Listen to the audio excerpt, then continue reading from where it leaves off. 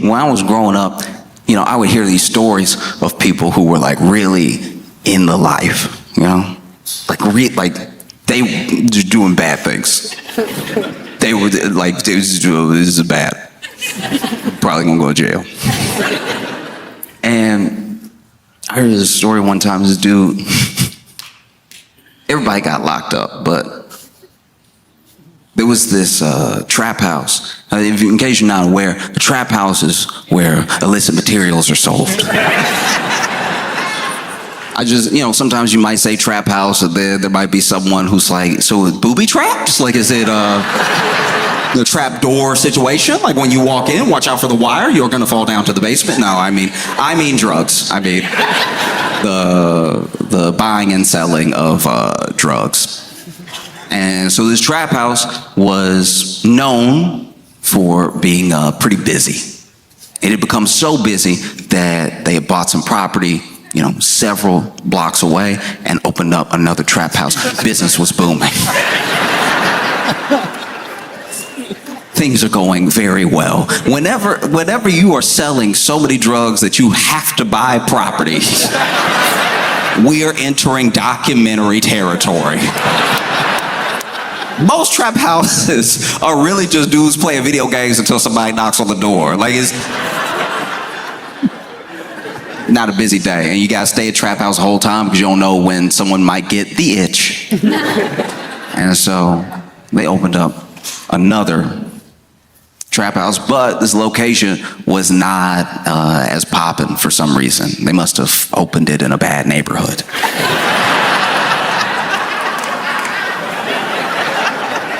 Can you imagine? Can you imagine being all drugs, be like, I'm not going over there though, that's dangerous. And so even though they opened another location, and even though they tried to tell people, hey, you can come here or you can go over there, people liked the original trap house. It stayed just as busy as ever, with some business going on at the second location, but mostly it was here, right? And okay.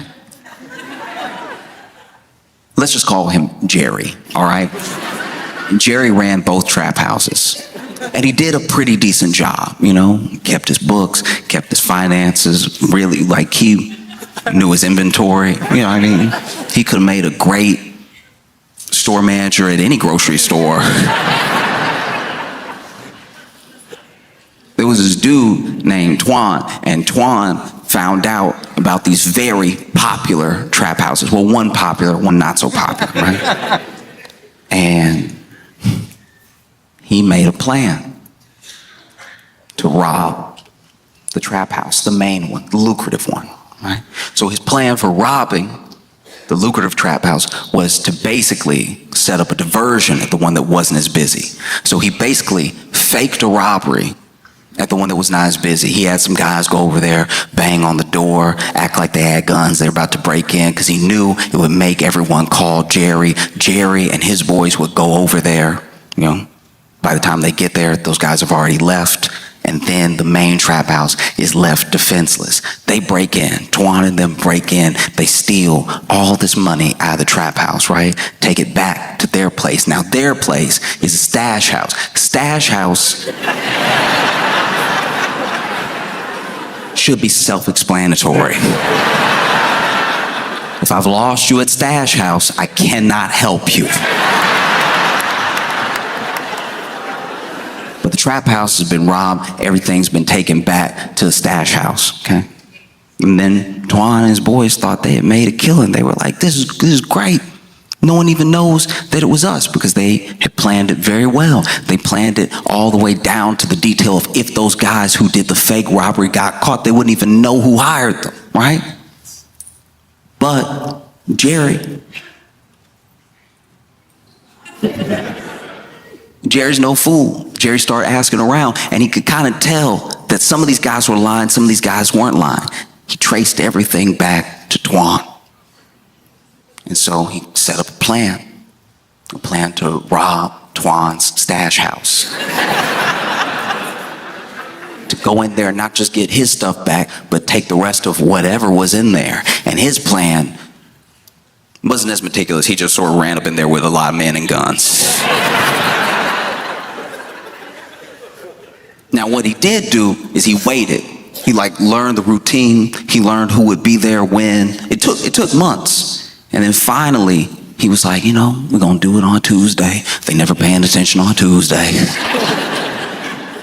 We're going to run up in there. It's only going to be like 5 of them. If it's 15 of us, I don't think we'll meet a lot of resistance. It's not like it's their money. It's Twan's money. And so that's what they did. They broke up in there, went ahead, zip-tied everybody, and took everything, which took several trips. The people at the stash house did have to watch themselves be robbed for quite a while. Man, you over here, you're not gonna get away with this. Then you think they've left, they come back in the door. Left all this right here. And so then one of them, being new to the lifestyle, being a new, some would say prospect gang member, was so appalled at the theft that when he freed himself, lacking all presence of mind, called the police.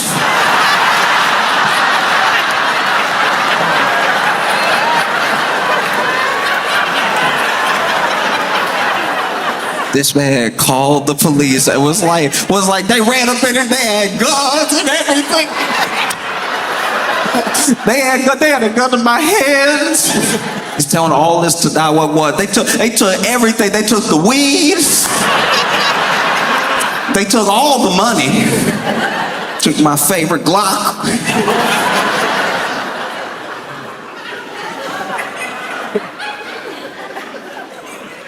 And some people were duct taped and everything, duct taped over the mouth, zip tied behind everything. So when, as soon as he called 911, he started freeing everybody else. And as soon as he ripped that tape off, they're like, "What is wrong with you? We got to get out of here now." And so then they all left. They all ran up out of there because the police, catching wind that there was a robbery of the stash house, made themselves available immediately. Now, they got out in time not to get caught. They got out in time to see the police raiding the stash house from a few doors down. And that's the thing, is like people say, crime doesn't pay, or like criminals are dumb or whatever. But there are some very smart people who, for whatever reason, enter a certain lifestyle, choose to stay there, or maybe it's all that they know.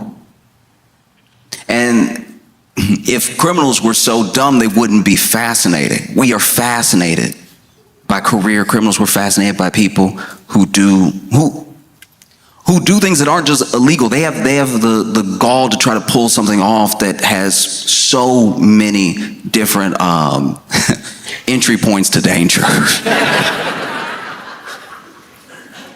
Like, just in the past few days, the Louvre was robbed.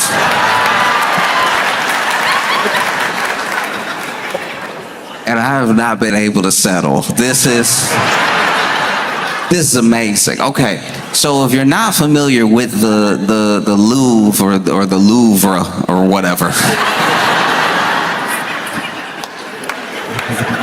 it's one of the most visited museums in the world, and people go there and then they act like they've been changed by art. And you ask them what they saw, they can't name anything or anybody. They were just like, "No, the Mona Lisa was there, looking unimpressed." Well, there were these robbers that broke in. And they broke in dressed as construction workers, right? They had actually rented this powerlifting vehicle that had a ladder that would bring them up to the next level where they could cut in, because they brought tools to cut in through the window and enter that way. They didn't want to just come through the front. And it made sense that they were dressed as construction workers, as the Louvre is under construction. permanently, I guess. It's always under. Why is Europe never finished? Europe always, all of Europe, always, unless you're out in the country, there's always like, oh, we gonna fix this road. We've been working on it since 1822. But that's y'all's fault. Y'all keep changing the roads. We just, right when we finished the cobblestone, y'all were like, no, it's asphalt now. And so look, they break in, and they break in with these power tools. They had like an angle grinder and everything. And that's when the alarms were going off and stuff. And then they get in through this museum window. And the part of the museum that they're in is where these rare crown jewels are being held, right? They didn't bother with the Mona Lisa. There was a crowd, there's a line. You'd never make it out. People be like, no, I want to see. And people keep, they keep criticizing the security. They keep criticizing the people that were doing security. But those people did approach them. They were like, hey, you don't. you better not. Because what is museum security really supposed to do? Let's be honest. Let's be real. If you work security in any format, they should arm you with as much as it takes to protect what's supposedly valuable. Think about this. When you see someone working for like Brinks, right? And they bring a Brinks truck to do a deposit for a bank. Let's say a whole grocery store is like, hey, we got like $250,000 that we need to transport over to the bank to make our deposit. The bank is like, don't worry, we'll send somebody. They hire Brinks. Brinks comes over. They have a truck, and not just a truck, like a bulletproof truck. And then they get two people. They get two people to make sure nobody knocks you over the head when you're trying to grab the bags and put them in the truck. They get two people, and not just two people, two of the biggest people you've ever seen. Like two people that are so big that it's like, you are the gun, right? And then I think they give them a gun. They always hold in their pocket. Maybe they don't have a gun, but it looks like they have a gun. And they don't give them cuffs because they don't plan on taking any prisoners.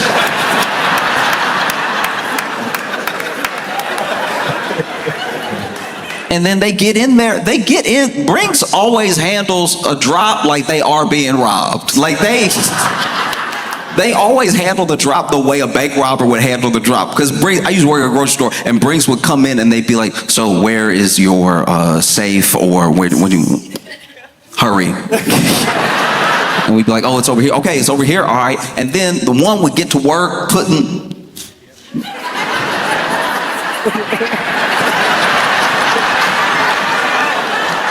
the other one just watching us. I'm ringing people up. I'm putting more money in the till. And they were still like, but you might try anything. I don't know you. And then they would leave, and they'd leave all fast. And then they'd run into the truck, throw everything in the truck. And then they would always peel out a little bit, which made me uncomfortable. One time they came and did a pickup, and I was like, y'all sure that was Brinks? Because they were a little squirrely. But then for some reason, there are times where you're supposed to protect, or you're supposed to hold guard of something, and you're giving less and less resources as you do it. Like, you look at a Brinks security guard, and then you look at like a mall cop. They're like, you get one flashlight. I guess shine it in their eyes or something. If you hit somebody hard enough in the head with it, the glass will break. That's something. But nobody gets done dirtier. Nobody gets done dirtier than museum security. Museum security, not only do they give you nothing, no flashlight, they don't even give you a stapler to hit somebody with. They give you nothing. All they give you is a dress code. They're like, hey, just show up in all black, nobody will mess with you.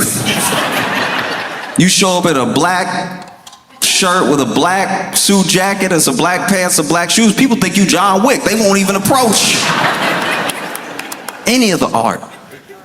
Because truly, what is a museum security guard supposed to do? I go to a lot of museums. I try to go to a museum in every city that I do a show, if I can, right? And I've been in these museums, beautiful art.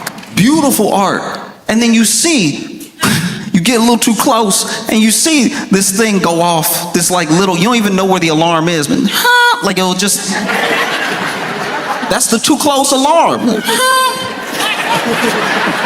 Because it's not like a real alarm, it's just annoying, and it goes off until you back up. So if you're a pointer, I go to a lot of museums with pointers. Everyone I take to a museum love to point. It's like we all three again, and they're like, I like the flap. As soon as you hear somebody works for the museum, comes over, black everything, with an attitude. Could you not? Ma'am, back up. They love that hair. Back up. Give it a little space. Let the art breathe.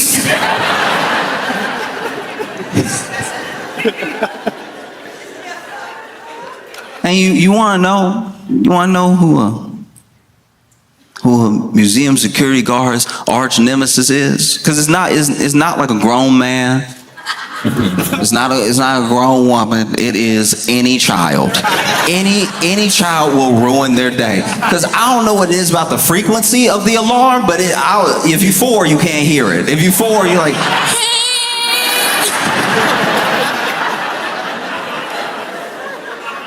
I was at this museum one time. This security guard was in a true predicament because this child was out here touching everything.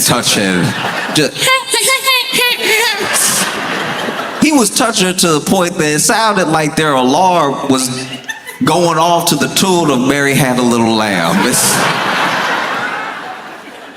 And finally, the security guard started like chasing his child around, and not like really chasing him, not like Dennis the Menace chasing him, but just like following them around, hoping to maybe this kid's gonna go back up to their parents or something and be like, can you please hold your child's hand or something, because they've been touching everything. Got applesauce on everything. Because as a security guard, what are you gonna do? You can't grab this kid. You can't actually grab this. I know that sounds crazy to anybody who was born in any era before now. You have to kind of let this kid put applesauce on all the art, because if you touch this kid, you've committed murder. So if you snatch this kid and even hold their hand so you can find their parent, you are basically killing them. So you have to like let them kind of do it, but then follow them around, but then not touch them, but then make sure they don't touch anything. It would look terrible. And so finally, this security guard just started running interference on every item. This child was walking up, getting ready to touch a sculpture. Security guard get in there. No.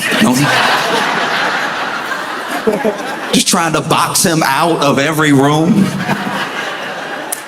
And then finally, his kid, realized what was going on. Felt like it was a game. So this kid is like, "Oh, you want to play? I love to play. Playing's my favorite thing. Playing's basically my job." And so he running interferes. There's a painting.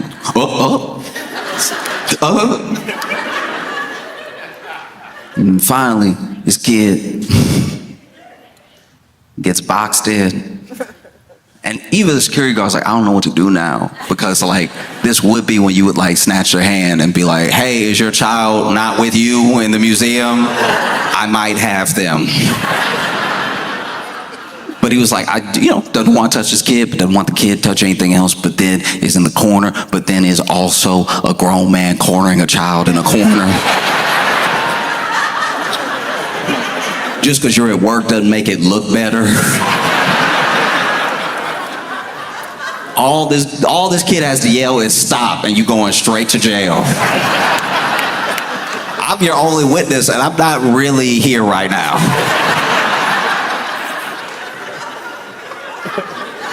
And so this kid boxed into the corner, and you can see the kid's having fun. The kid's over here.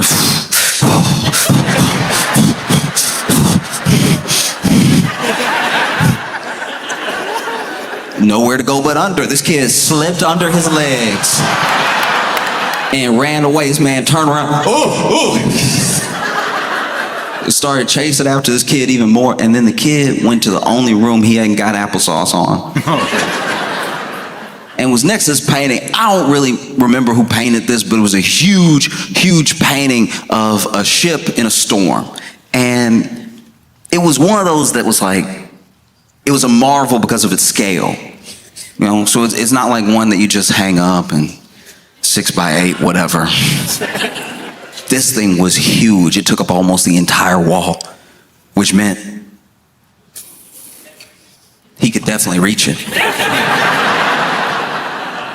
This kid walked up to the painting, and now the whole thing is a game. Touching the stuff's a game, trying not to get caught is a game. This kid's having fun. He thought museums were boring. He's having the time of his life.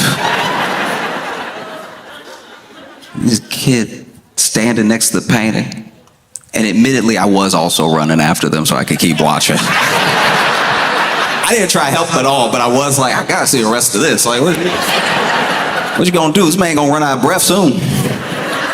Security guard gets in the room, huffing and puffing, and he just goes,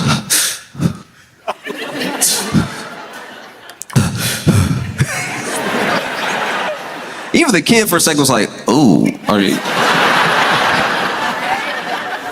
That might have killed a grandpa. I don't even know. And this kid goes in his pocket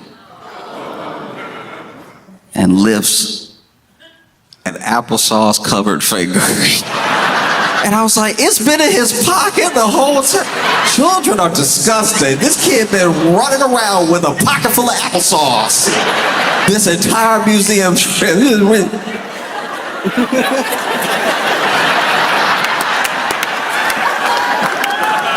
And then Uncle running security goes, don't. This kid, no words, no emotion in his eyes. You can tell he gonna grow up to be a bad person. This kid, applesauce covered finger just went,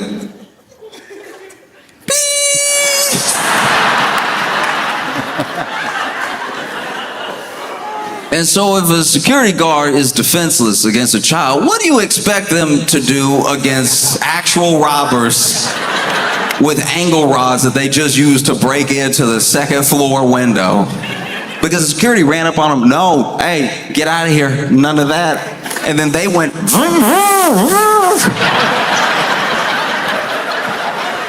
security was like, you know what, let us help you. Everybody out.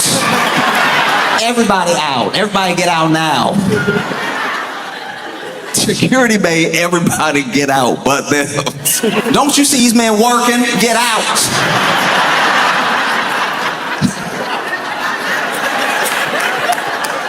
They over here on time crunch. And you over here, ooh, look at the jewels. Get out.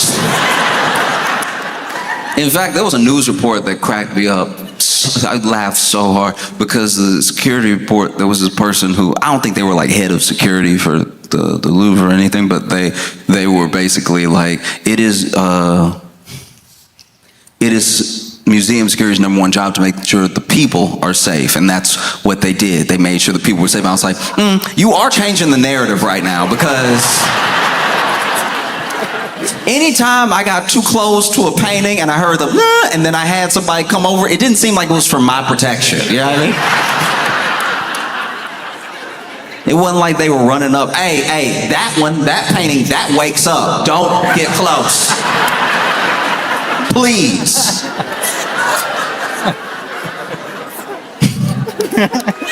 And so then, robbers start grabbing everything, grabbing these like Napoleon era empire crown jewels, right? They grabbed so much, they grabbed too much. They actually grabbed so much they dropped one. They dropped one of the crowns outside. And this is gonna sound dumb. This will sound dumb, so bear with me, because I know it's gonna sound dumb, but I don't think it's dumb, all right? I thought, truly, even when I went to museums, for as many museums as I go to, I've been in museums in Europe, I go to museums here, I go to every museum that I can. I thought for certain that when you see something in a museum, that under certain circumstances is a replica. I can tell by your reaction that some of y'all think I'm dumb and some of y'all think what I thought. I'm telling you right now, when I would go to the museum, I would admire the brushstrokes, I'd admire everything, but I would be like, this is the fake one though. Like this has to be the fake one.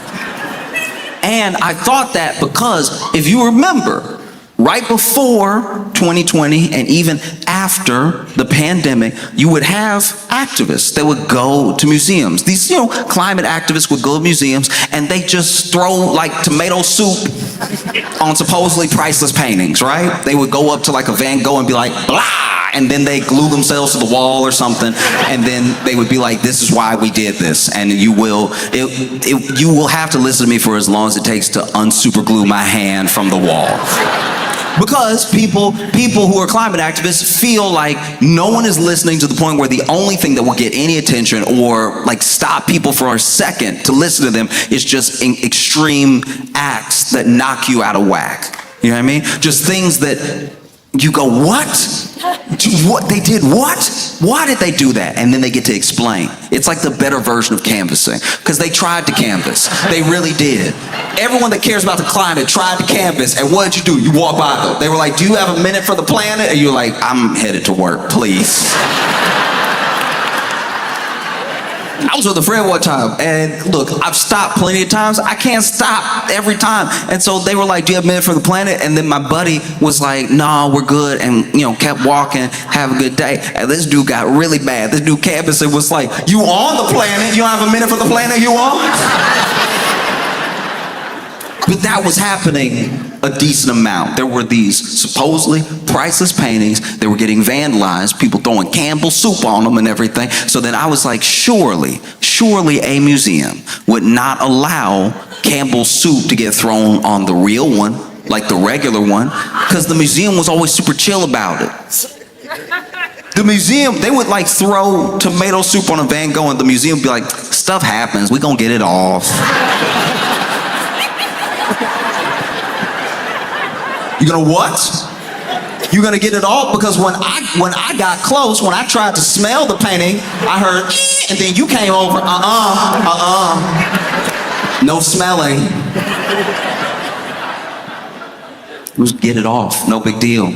Or you would see things like I don't know about you, but the tomato soup that I eat got a little oil to it, and you throw it on an oil painting, it seems like it might leave a stain. I have no idea.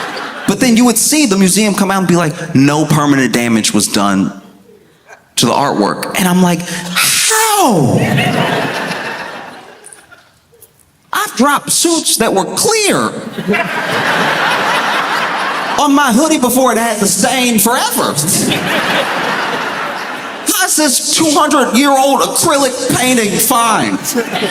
It must be a fake. I used to think that, look, if you go to a museum and you see just like you could touch it, that one can't be real. But if you go to a museum and it's behind glass, that's the real one, because they bother to protect it. Why are you just bothering to protect some pieces? That doesn't make sense to me. So then in my head, I was like, those aren't the jewels. You know what I mean? That's just colored glass. These people so stupid, they ran up in there and risked their freedom for some colored glass. And then the French government came out and said, priceless items have been stolen from the Louvre. And I was like, that's the real jewel.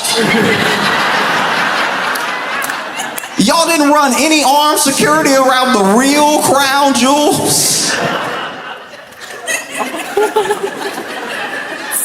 For a split second, I felt like it was my money. I was like, what are y'all doing? Ooh, I need to sit down. You said it was priceless, and then right after saying it was priceless, they were like, it's about $100 million. I was like, oh, seems like a price. You said priceless for a day and a half, and then immediately y'all were like, I think 103 probably. At least round up to 110. And then, in my opinion, museum handled it wrong. They were over here freaking out.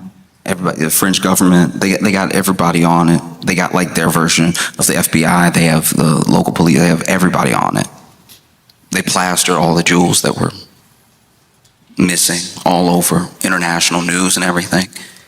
If I was trying to save face, let's say I was head of museum security. I was trying to save face. I would come out to the public immediately after the robbery and be like, y'all, that was Banksy. Y'all know Banksy played too much.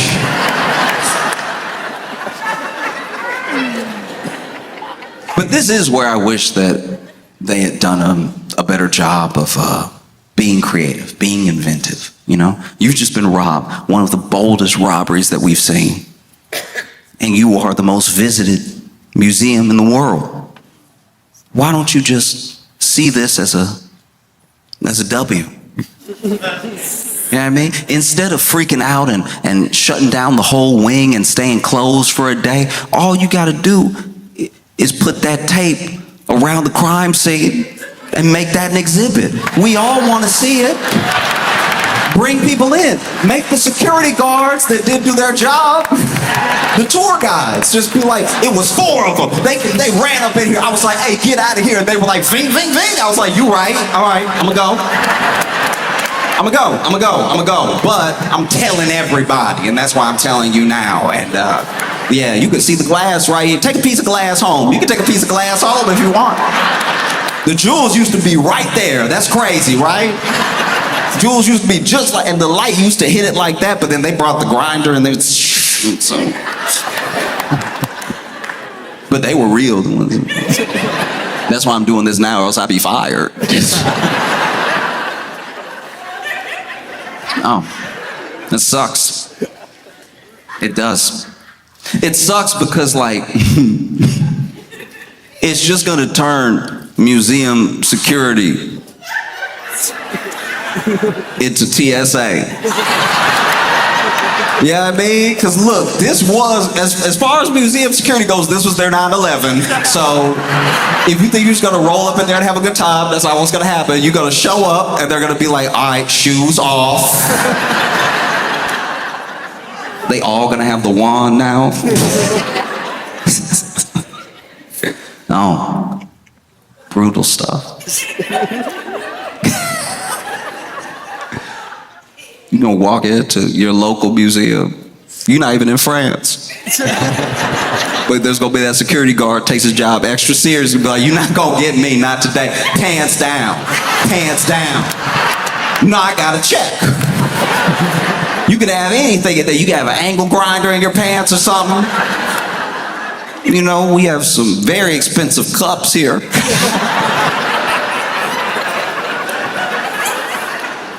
I love a tour guide at a museum because then they'll tell you how expensive something is.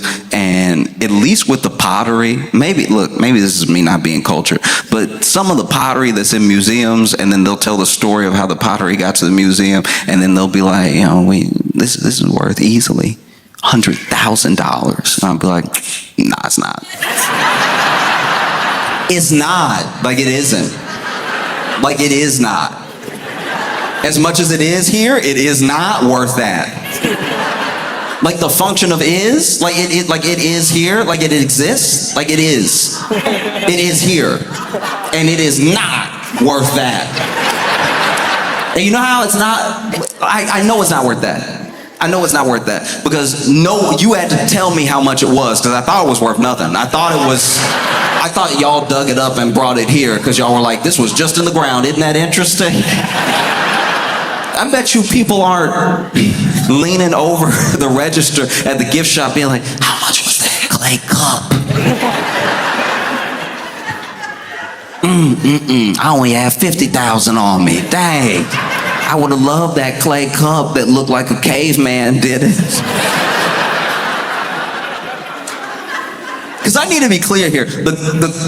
I'm not just trying to be rude. The one that I'm talking about, it wasn't like some beautiful African art. It wasn't like a Greek pot or something that was painted with a story on it. It just looked lumpy. It just looked lumpy to the point where I was like, even when they drank out of this, there's no way they got the water on a consistent basis. You can tell it's primitive because it looked like a cup that gulps. Look like it pours when it wants to. lip of it all uneven and everything. This is $100,000. I'm like, all right. You sure you didn't look at it too fast and add 2 extra zeros? Because I don't think so.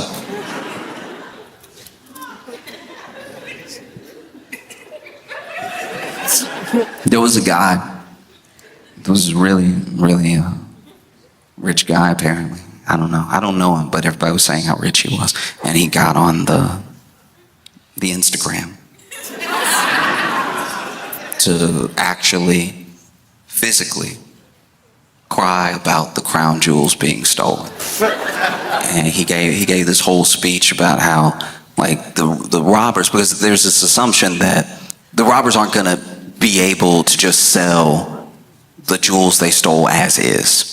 There are plenty of people in the world that would pay the money it would take to sell them just as is, and maybe they just keep it and only they know they have it. But art collectors usually like to show off their collection, and so they can't tell anybody. So it's better just go ahead and maybe melt it down, sell the jewels. The jewels themselves are still very expensive.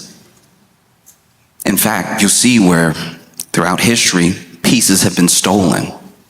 Mona Lisa was stolen before. Pieces sometimes get stolen, but unless you can sell it to someone, what's it really worth? And so there's speculation that already these jewels have been melted down and being sold for parts, or maybe pieces are being sold that might not be able to be traced back to the complete set. And this guy got on social and he was just crying. Dude had to be in his like 50s, something like that, and he was like,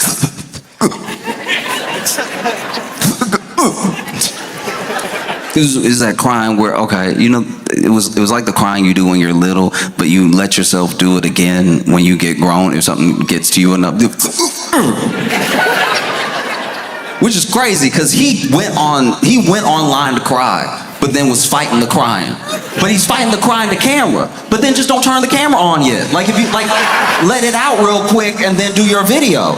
You doing the video, like, no one putting the video in your face right now. You doing the video and you wait, just wait. No one asked for this video. You could wait a day. You could wait till you're over it, or you could just not do it. But this dude got some people just cry like they choking, and it's just.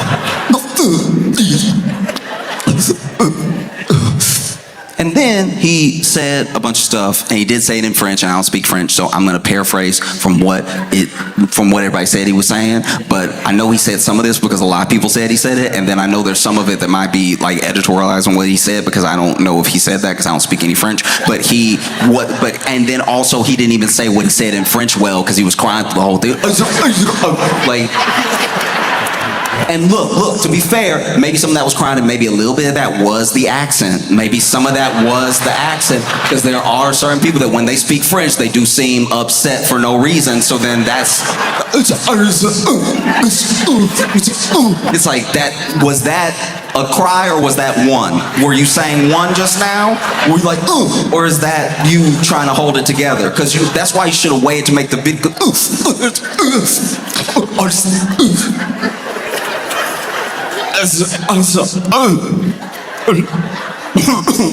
That's a cry. That was not French. That one. And what this dude basically said was that you didn't just steal from the Louvre.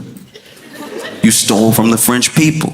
You stole a piece of our heritage. You stole a piece of our history. And if you melt that down, if you repurpose that, if you sell that, you will burn in hell, because you have stolen from the people. And I'm almost positive, I don't know everyone who's seen the video, I just know that I saw it, but I'm sure if you saw that video and you were from Africa or Brazil or just anywhere,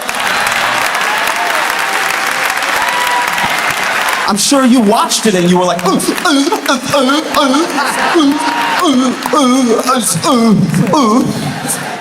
oh no. Someone stole a piece of your heritage? What are you gonna do?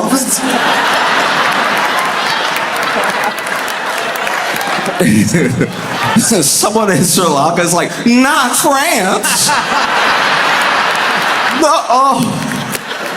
What are you gonna do? And look, I can understand if you are from some of those other countries, if you're from like an African country or something like that, if you're from Haiti, you see this thing, that you might be like, oh no, not the Louvre. They have our stuff too. Did they steal our stuff? Now it's gonna be harder to find, because that's also what was there. So now, oh no. Someone stole it, you know? I just love the story so much. I love the robbers. Cause look, because they even showed up. They weren't just dressed as a construction outfit. They had on the, you know what I mean, the thing, mask on top and bottom. You know, they were wearing the baklava.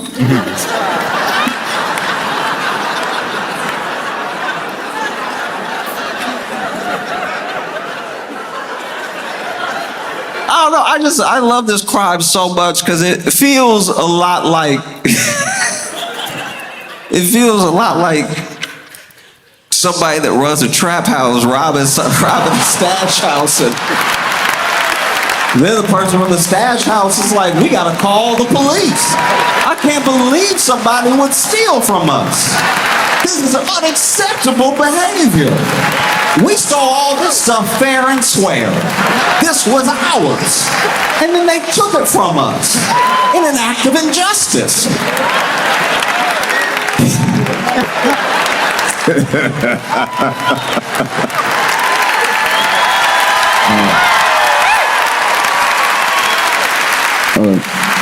Stanford, y'all have been amazing. Thank you so much. I appreciate y'all. I hope you have a phenomenal time. Did y'all? Okay. I'm trying to figure out how I feel about it. I guess what I thought would happen happened, but you know, that whole Epstein list came out. I know, right? And it was pretty underwhelming. Like, they were like dropping the list January 2nd, and then January 2nd came and they were like, sorry, January 3rd, and then they dropped the list, and everyone was like just mouth-watering on Twitter, everywhere. Everybody was like, Jesus, list, it's gonna shake up the world. You know, and everything's gonna change after this list comes out. And then the list came out, and a couple people we thought were on it. And then when I saw the rest of the list, I was like, oh, that's right, I don't know any rich people. That's my bad. I don't really move in the circles for this to be a scandal. Because any name on the list that wasn't already a celebrity, I have no idea who that is. It could be the head of a bank. I don't know. Whoops. It's very interesting. It is also, I guess, a bit weird because if you on that list, if your name just came out, it's kind of weird because you really can't die now. Like, you really got to hold it together for quite a while, or else if you die, they're gonna be like, he was a bigger part of it. It's like, oh, jeez. No, it's a weird list. It's a weird gathering of people. You know what I mean? And not everybody went to the island. I'm not taking up for anybody because, once again, I don't know them. But some of them, a part of me feels a little bit bad for, because they took a trip when the jet was going in the other direction. You know what I mean? Like, the jet goes to the island, but then the jet might go from New York to Philadelphia real quick, and then David Copperfield's like, I ain't got shit to do with this. What the fuck? Motherfuckers asked me to come over and do some tricks. And then they dropped me off at Indianapolis. I had a show. No. It is weird, though. I think the thing that scares me most about the list and our response to it was that we thought the list would have everyone that we know on it. But what were we gonna do about it? Do you know what I mean? Like, think about that, really. Like, we thought all of these, like, celebrities would be on the list. It's like, all right, what were we gonna... Like, was the plan to... Like, I don't know, unless we were gonna kill him, what does it really matter? Do you know what I mean? We're just gonna be like, oh, you. You know what I mean? Really think about it. It's like if you know, whoever. Let's say Aaron Rodgers was on the list. We're gonna not let him play? I don't know. It just feels like we didn't really have a plan there. We just wanted to see it, kind of like the burn book for Mean Girls. And then we were gonna just go about our day. Because it says a lot that we expected powerful people to be on the list. It kind of shows that we have no faith in them to begin with, right? So then we might as well just treat them like they were on the list and get rid of them. Like, it just feels like but Jeremy, I don't know why we needed a little bit more evidence that Lindsey Graham was shitty or something. I mean, like,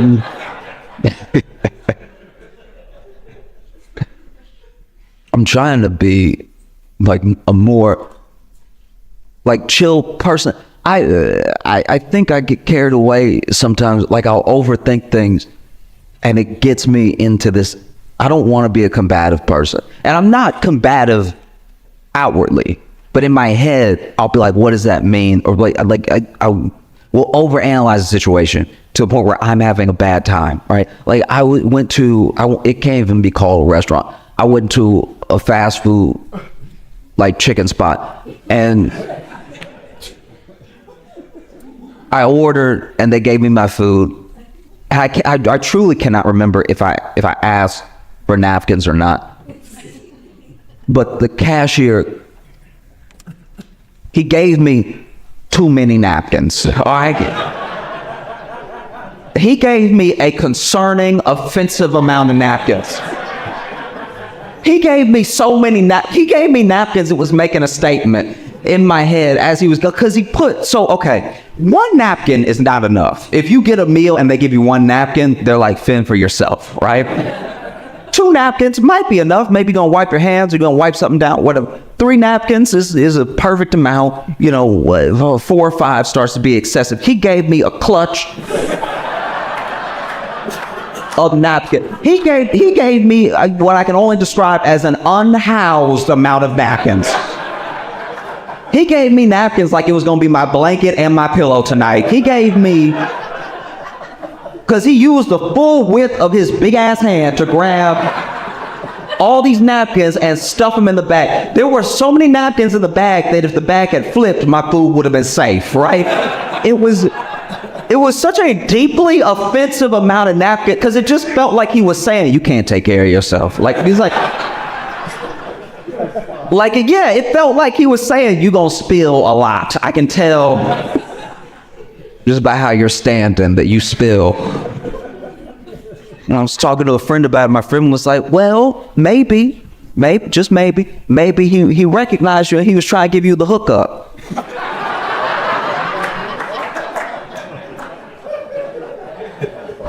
And I was like, okay, even if I'm trying to extend enough grace to not be offended and to think that my man likes my comedy, and so he's like, look,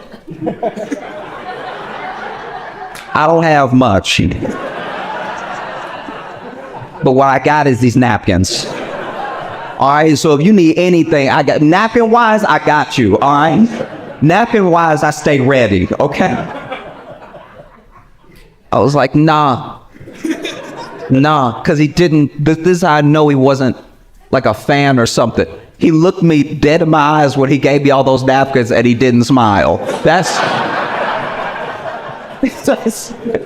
was the most offensive. It's probably one of the most. It was a full middle finger using all his fingers. It was the way that he was like, all right.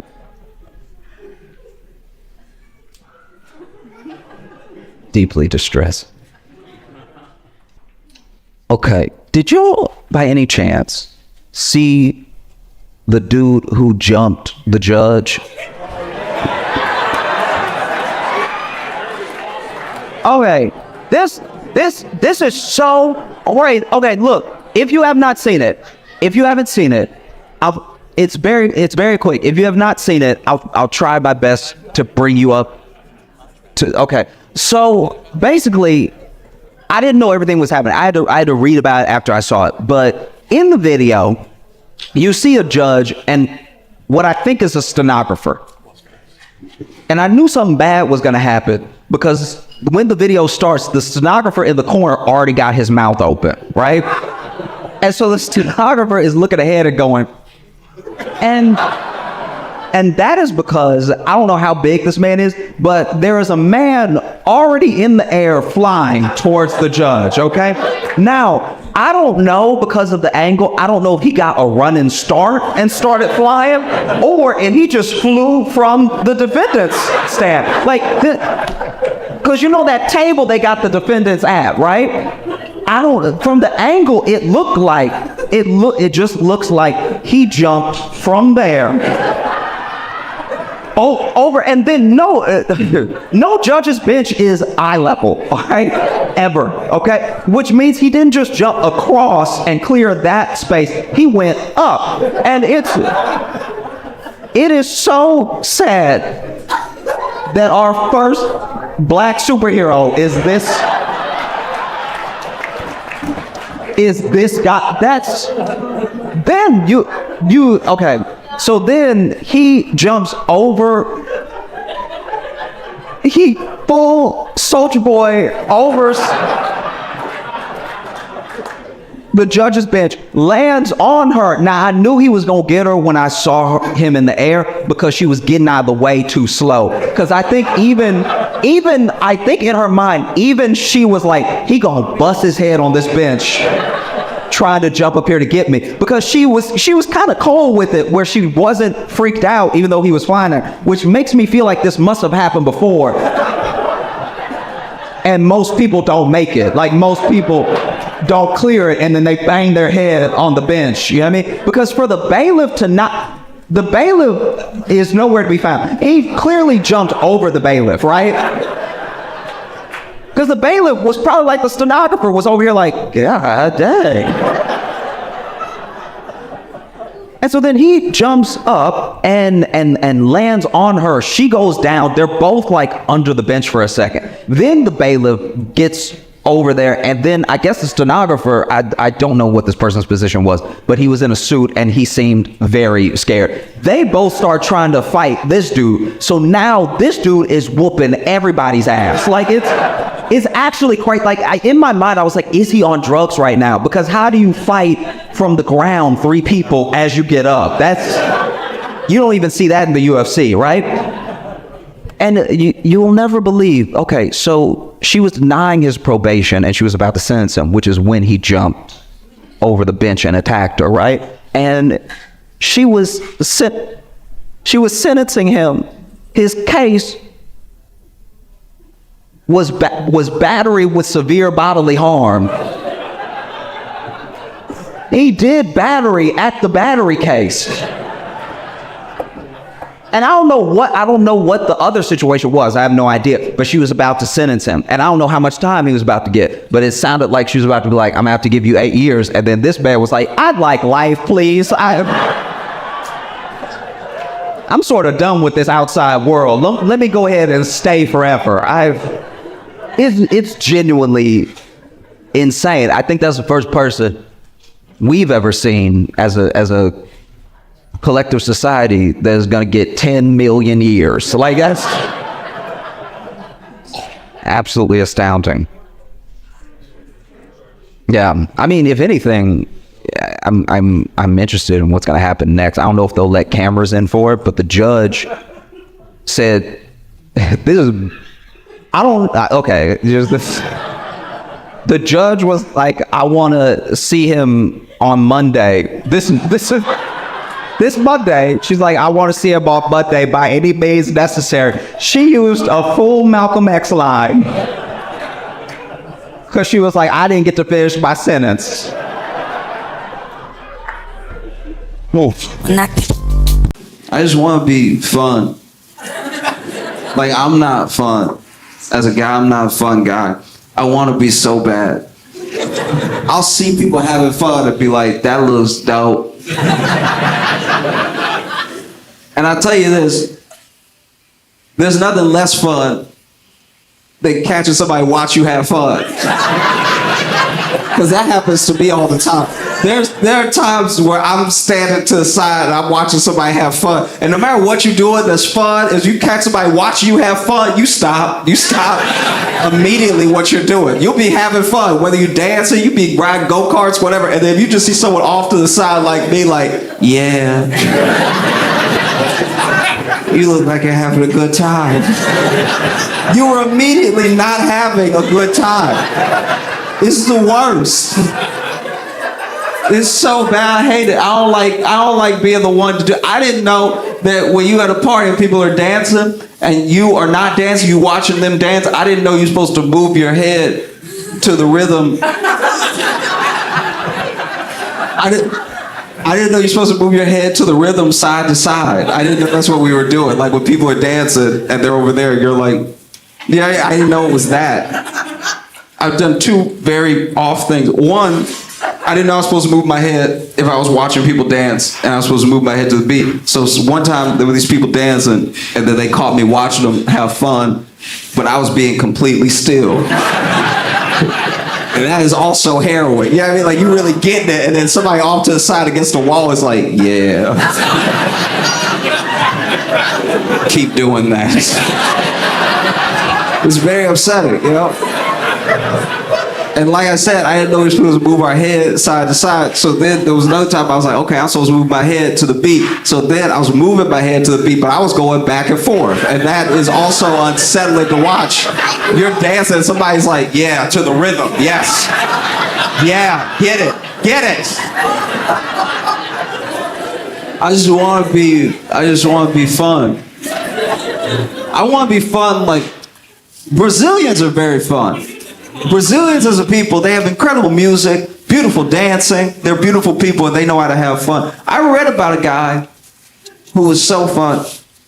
This guy partied for 4 days straight. 4 full days of party. He partied from New Year's Eve well into the new year. So first and then 3 days. He partied for 4 days straight without realizing he had been shot in the head.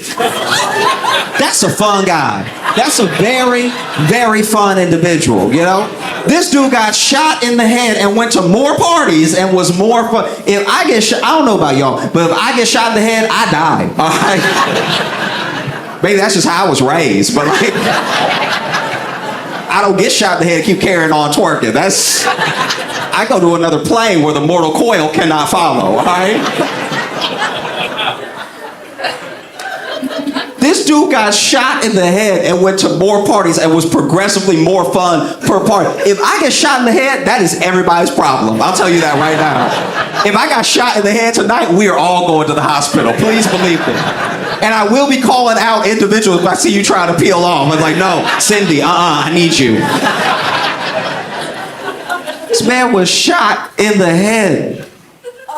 And we don't even know the circumstances of him getting shot in the head. I was reading about it. Nobody knows this. Okay, I came up with some theories because no one knew.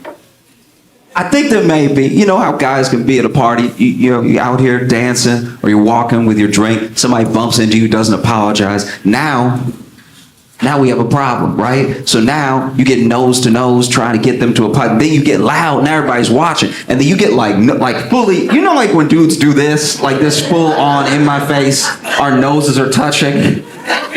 This is always weird. Anytime I see this, I'm like, y'all should just kiss. It would make more sense if you kiss right now. Because this is the thing. If he's here and I'm here, he could choke me. He could do anything, right? Like, this is real fighting could happen right here. Here, you're a little too close.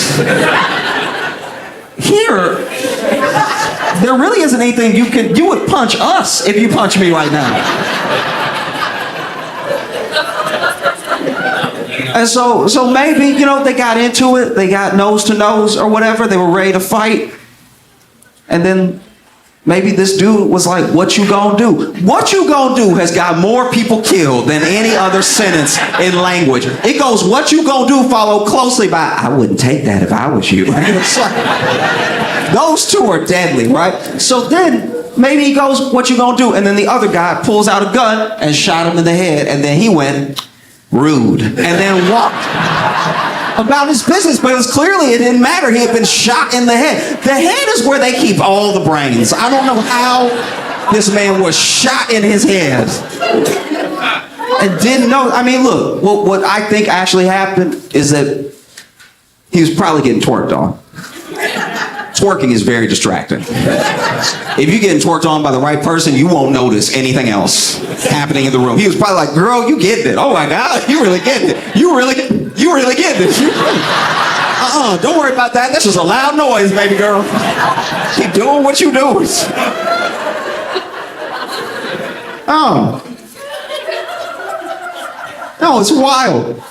They asked him at the hospital. When he finally went to the hospital, they were like, you've clearly been shot in the head. What did you think happened? And he was like, oh, I thought I got hit in the head with a rock. That's the most shot in the head thing to say I've ever heard in my time. You know, like when you at a party and you having a good time and everybody just starts throwing rocks? You know that common occurrence that happens at every party where everybody's having fun, we're all dancing, and then that one guy goes pebbles for everybody. You know that thing that happens all the time to each and every one of us. Thought you got hit in the head with a rock. What? Only reason he went to the hospital is that his arm was spasmic. But he didn't even go right away. He was probably getting twerked on in the moment. It was like, girl, keep doing what you're doing. Keep doing what you're doing, girl. You're really getting it. Oh my God. That's amazing. Everything you're doing is great. They finally stopped dancing after like a day. I don't know. And then she was like, where do you live? Let's go back to your place. He was like, girl, I live over there. And she was like, where? He's like, I'm pointing right at it, girl. She's like, what's wrong with your arm? He's like, oh, this has been happening for 3 days, girl.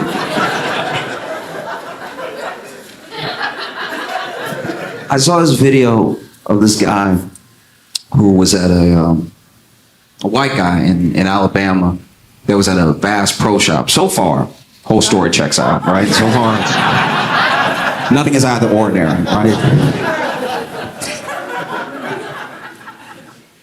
And this dude is very much on drugs. I don't know what drugs, but I know drugs, right?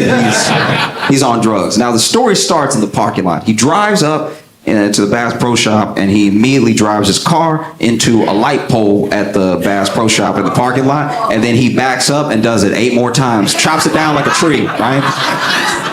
And then he gets out and walks in the Bass Pro Shop. So you already know my man is ready to play. And so walks in the Bass Pro Shop. The video starts where it starts, so I don't know what happened in between. I don't know when he got naked. All I know is this dude.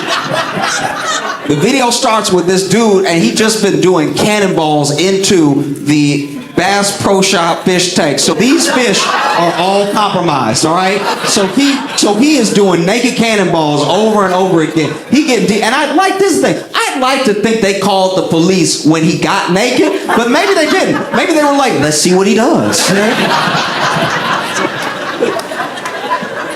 And so my man is just climbing up, dunking, and then you can tell he's on drugs because he's speaking drugs, right? Because then in the video, he swims to the front of the tank and he's like, and when I heard that, I was like, that's drugs. That's not the native tongue of any land. And so the police come. So now we're going to switch for a second from people recording him on their phones to the police body cam, right? So police show up. They see him in the fish tank, and they see him. And he waved to them. It's not really phased. And so then they are trying to figure out how he got up there. So then they go ahead and they start climbing up some of the rocks, right? So then they turn, police body cam. They turn, and when they turn to him in the tank, he's gone. And so you're like, okay, he on drugs, but is he magic? Because that's a different situation. Can you imagine if a magician is on drugs? David Blaine already liked that. Imagine David Blaine on drugs. That'd be a problem. Make you feel like you on drugs. And so then he's gone. He's gone because even though he's on drugs, he had the presence of mind that, hey, that's the police. They probably won't talk to me. And so then he jumped out of the tank. But the tank is like 18 feet high, right? So this man naked jumped out of the tank just onto the ground and he landed Family Guy style, right? So this dude has knocked himself out on the ground, right? And he laying over here like this, like he just fully passed out. And you can even hear a cop through another cop's body cam turn and he's not there, and then they see him on the ground and you hear another cop go, oh shit.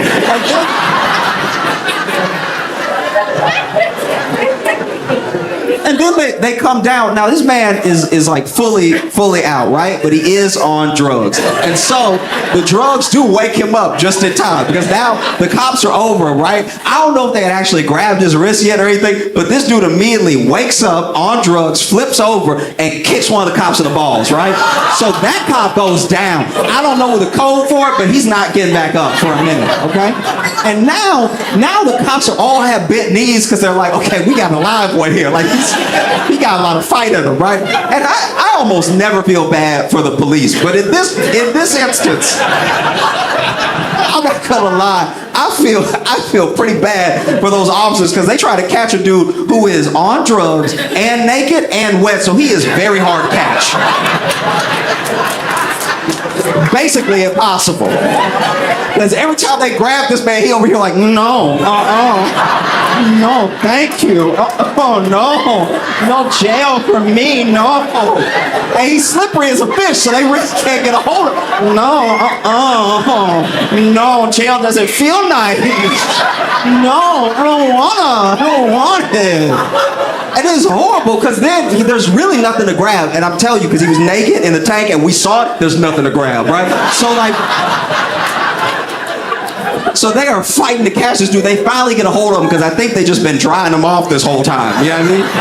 Through the entire scuffle. And they finally get him handcuffed and they're walking him out. And as they're walking about, this is back on people's phones now. As they're walking about, he walking past people who've been recording him on their phones and he's going, bah, bah, bah, bah, bah, bah.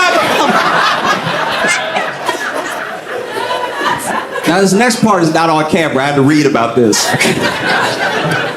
They take him outside, they put him in the back of the cop car, and this is the first time where even though he is on drugs, he's not having a good time. Because now he in the back of the cop car going, this feels unfair. And then on drugs, he starts kicking the door, and because he's on drugs, even though he got a naked, wet foot, he is so strong that he is kicking the car door so hard, he is warping the metal, right? And I saw that, and I was like, he must kick that cop's dick off. Like, that's horrible.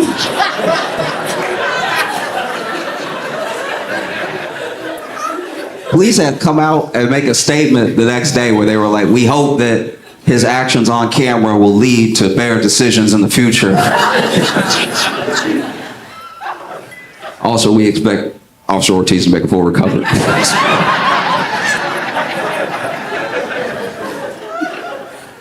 I try to be a good friend to my friends with anxiety, because I have anxiety too, but like, it's hard to really be there for someone with anxiety because they're right. Do you know what I mean? Like, if you ever really listen to an anxious person talk, they're making some very salient points. Like, their points are actually so good, it started to jack up my anxiety because I was like, fuck, I didn't think about that. Oh no! That's the worst.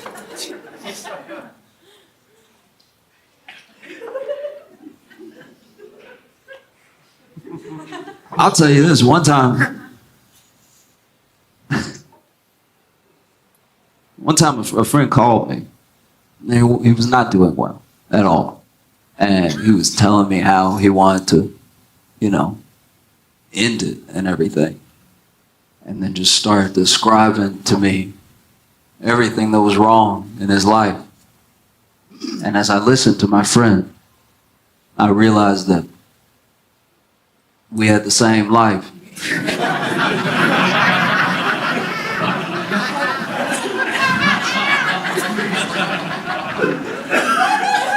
And I'd be lying if I said I'd get a little defensive.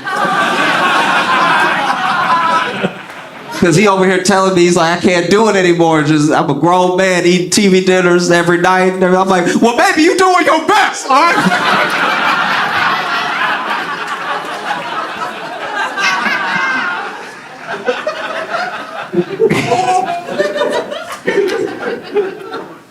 It's like I'm doing open mics every night to a bunch of people who just feel like I'm bothering them while they try to watch the game. I'm like, well, maybe you gonna get better one day.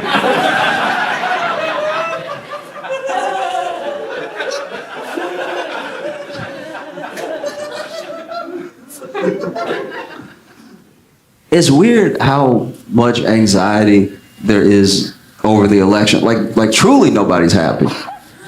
Like everybody's like, ah.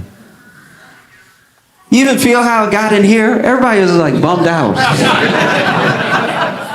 You know? It's odd, right? Because it's like a rematch nobody wanted.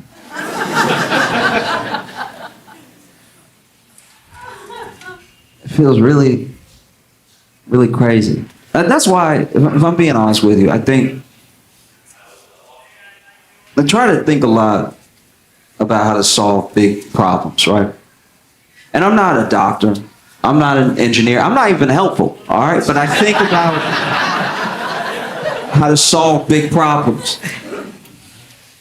And I think that in this scenario, and I want to be clear where I'm coming from. I'm not like, I mean this across the board, you know? I grew up in Louisiana. I lived in Chicago. I live in New York now. I travel around the country. I'm not just speaking with like some partisan idea in mind. I'm saying I think that for this election, and just this one, right? For this one election, that the presidential race should be a race.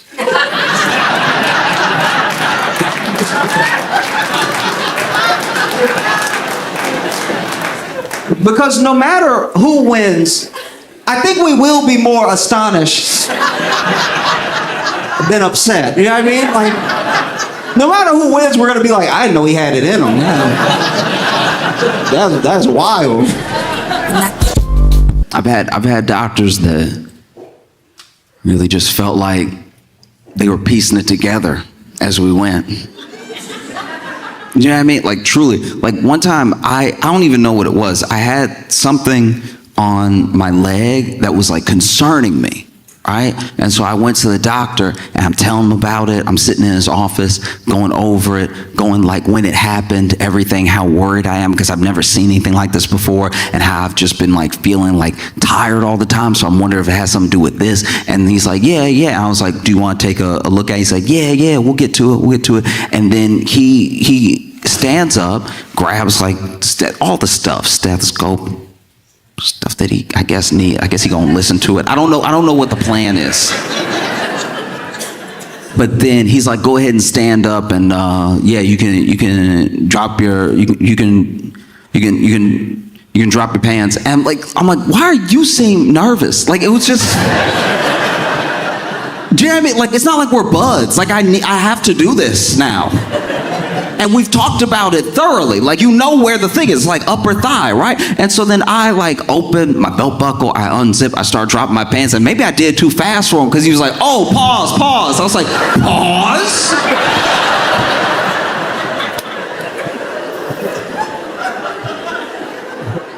Not a doctor. Say pause. Oh. Because it's tough and it's scary because we only know a medieval amount about how to keep ourselves alive. We think we're smarter because we have more access to information, but even with that access, some people don't want the information. There are people that are straight up, like I used to think from the bottom of my heart, oh, if people just knew, if you knew better, you'd do better. I used to like live by that mantra. And now I'm realizing, no, some people don't want to know. Some people would like to do exactly what they do now. Because to me, I go to a doctor because I'm like, you're a professional. The hope is that you know what's going to be going on, so I don't need to learn about what's going on while it's happening to me, because that's how you die slowly. You know what I mean? I don't want to be sitting on my deathbed like, I figured it out. And And so you go to a doctor because doctors supposed to know. But now there are people who will admit that they don't know, but they'll also be like, nah, he doesn't know either. And it's like, look, I'm not saying doctors know everything, but we as the general public, we have like a certain amount of knowledge that helps keep us alive. And the rest is other people that we've never met being like, don't eat the lettuce this week. There's E. coli everywhere. And without them, I wouldn't know that. I'd be hitting the lettuce hard. I'd be like, look at how healthy I am. I'm mid-salad right now.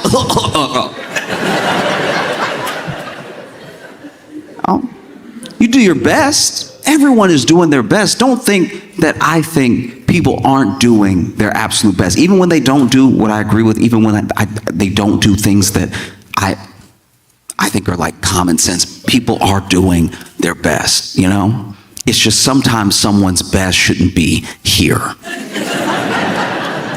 Do you know what I mean? You could have all the good intentions in the world, but if your best is like subpar, it should probably get you out of there. Let you be a cheerleader. Because I've been through all manner of like medical things. Luckily, nothing so serious that it was like fundamentally life-threatening for long. I'm very thankful that I don't deal with like chronic pain or conditions that I know people in my life do that make them have to adjust plans, cancel plans, make them have to adjust their life, make them have to be thinking about this thing all the time. I luckily don't have to think about my body all the time, you know? But I know a lot of people that do. I know a lot of people that depend on those experts for things that if we were going off of my knowledge, most of this room would be dead. No? I don't claim to be an expert, but I feel like there's this weird place we've gotten to where it used to be knowing something was like a big deal. Oh, ask them, they know, right? And now questioning something is as big of a deal as knowing something. And I'm not saying questions are bad. I just think that at a certain point, we need to distinguish the people who only ever ask questions from the people who actually know things. Do you know what I mean? You should ask questions. I don't want anyone to blindly follow anyone. I'm just saying that when people say do your own research, some of them haven't researched. Research is boring. If you weren't bored during your research, if you just strung a marathon of documentaries on YouTube together, I bet you that wasn't research though. I'm not even saying everything you learned was wrong. I'm just saying like research usually takes time, takes years of your life, takes dedicated study and attention. Real research, knowing something, you have to give something to know something. It takes nothing to just pick things apart until you confuse everyone. Do you know what I mean? And so I said all that because I've made mistakes in my life. I didn't know the difference between the emergency room and urgent care. I wish that they give one of them a less immediate name.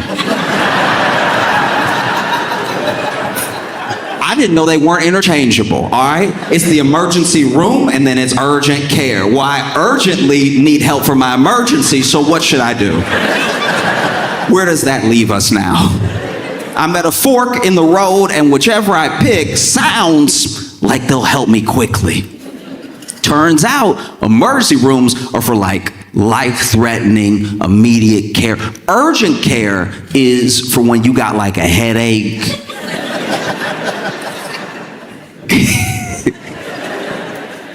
Urgent care, look, and this is not to disparage anyone that works in any place. It's just that urgent care, like Urgent care stories, I know people who work in urgent care, and I know people who work in emergency rooms, and the emergency room stories, I should have known to go to the emergency room if it was more serious, because the emergency stories are so much more horrific in nature than the urgent care stories. Like, the urgent care stories are like, yeah, this dude came in and he was filling out his paperwork, but his nose was bleeding the whole time. Kind of got all over the paper. And then he handed it back to me and I was like, ugh.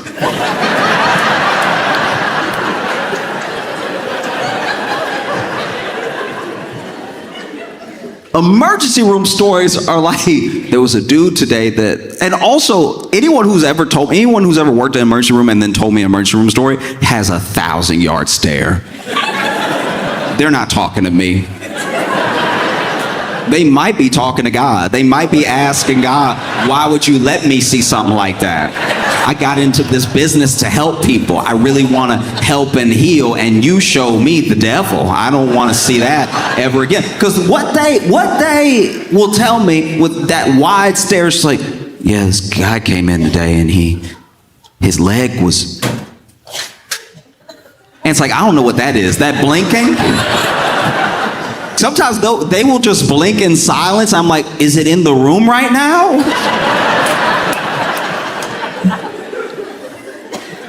This guy came in today and his leg was in his chest.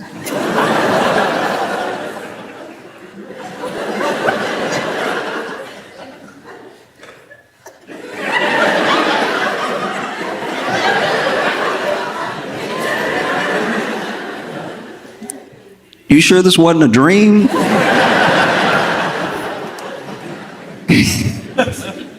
No. Like, I went to urgent care one time and genuinely was sicker than when I walked in. When I left, I walked to the urgent care and I had an appointment, and which is odd because I thought you were supposed to just run up in there, but get to urgent care at my appointment, and the person at the front, look, God bless them, truly. I know they were just doing their best, but they could not stop sneezing and coughing openly. And so I was like, oh, like I'm backing away from this. I'm like, yeah, so do you want me to just go right over there? Do you want me to just walk around you and go back there? He's like, oh, the doctor's not ready yet. I was like,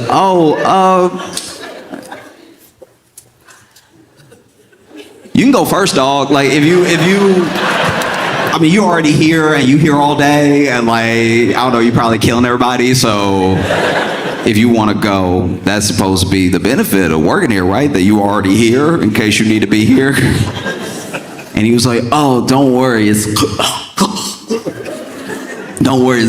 not COVID. And I was like, that wasn't my concern at all. I wasn't wondering if it was COVID. I was wondering why it was happening right now to you. Like, I want you to be well. That would be better for everybody in here, because we all came sick, and if we all mix our sick together right now, I'm pretty sure we'll get a new thing, and I don't want that to happen. No, and then my man sent me back so the doctor could cough in my mouth. Everybody had it, whatever it was, everybody had it. But now, when you go to the emergency room, let's say that's closer than urgent care, and you're like, hey, you know what, I'll just go right now. And then you get in there, and even if you have a terrible migraine, when you look around an emergency room, it does make you self-conscious about your sickness. The same way where you like go to the gym for the first time in 8 years and you looking around at all the people who are like already swole. When you get to an emergency room and you're not that sick, and then you just see people holding bullet wounds closed, you're like, you can go before me if you want. Like,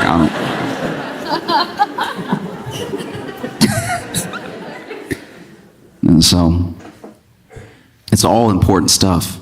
It's hard for us to stay healthy because it's already hard for us to live. You have to do everything that it takes to like have a life, keep people alive if you've made people, and be healthy. And then I don't know, maybe it's just the way that we work as a country, but we're so back and forth and 100% all the time. All gas, no brakes, all the time, always behind, fighting, trying to get back in black, fighting that red line, fighting that poverty line, to the point where there are people who genuinely believe they don't have time. Oh, you could do this. This is the healthier thing to do. Oh, make some time for this. I don't have time, right? By the time I get home, I'm exhausted. I just want to sleep. Can I at least have sleep? And so it's tough, even when it comes to eating, even when it comes to like what we know to eat to be healthy. It changes. And sometimes it changes because we find out something. And then sometimes it changes because a company is like, actually, there's a lot of money in kale. You remember kale? You remember that thing that we used to put at the bottom of every salad bar? It used to be the floor of the salad bar. You would go to a Pizza Hut and there would be kale wrapped around the pizza. Not on the pizza, under the pizza. Just use kale as like foliage. And then one day somebody was like, hey, we growing all this kale. You ever taste some? You ever bite down into that kale? It's probably good for you. And then takes off, becomes a whole craze. I'm always blown away with food crazes of food that we've been eating. We've all been alive for a while now, but every year there will be some superfood that's a food we were already aware of. Remember when avocados had their day? Remember when avocado was like, no, your skin. And there's vitamins that it's so good for you. Your skin.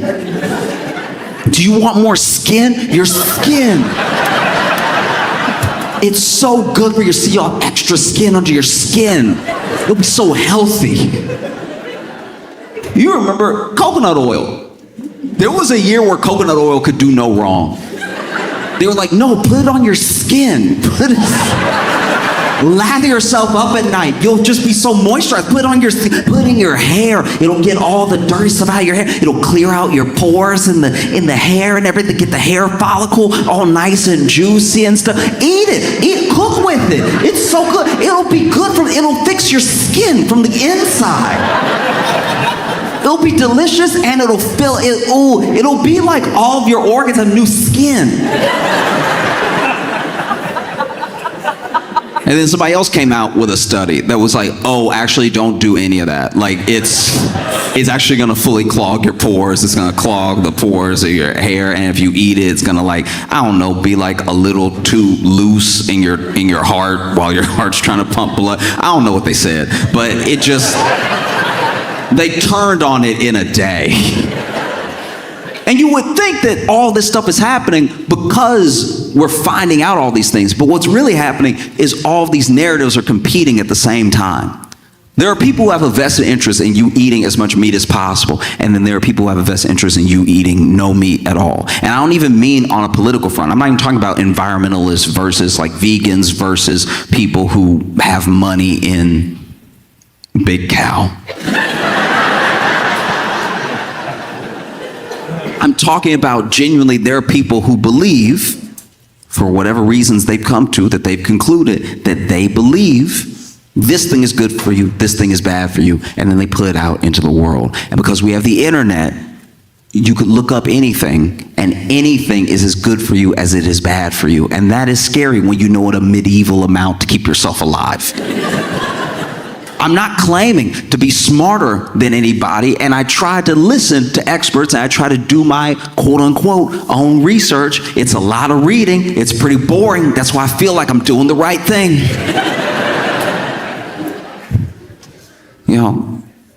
But it's still tough to know. I'm not coming down on people for not knowing. I think it's mostly that if someone went to all the trouble to know, maybe that should mean something.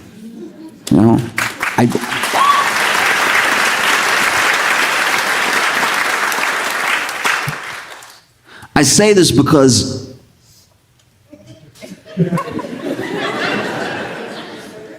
RFK Jr. is the head of health and human services.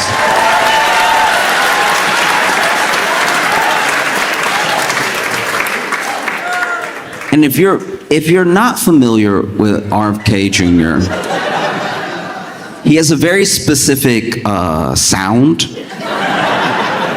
very specific way of speaking and thinking, and he's on a real like health kick as a whole personality, all right?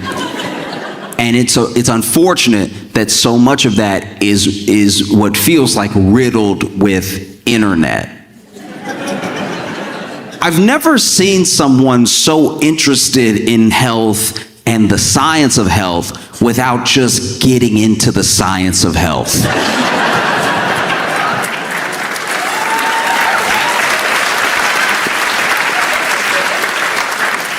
Do you know what I mean? It would be like me knowing every stat that there is to know about basketball. But then when someone rolled me a ball or even tossed me a ball, maybe I'm playing my first pickup game of basketball. With all of this knowledge I supposedly have of the game, I know plays, I know players, I know stats, I know strategies, and then someone actually passes me the ball and I go,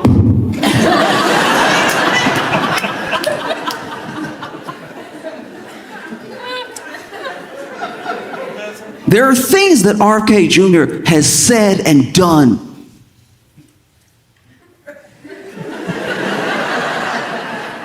they don't just worry me. You know what I mean? They don't just like worry me. They actively go against, like, it's one thing if you have one theory. I let everybody be subversive about like one thing to me because I'm like, all right, you might be right about this thing. Who knows? Let's investigate, right? When you have 90,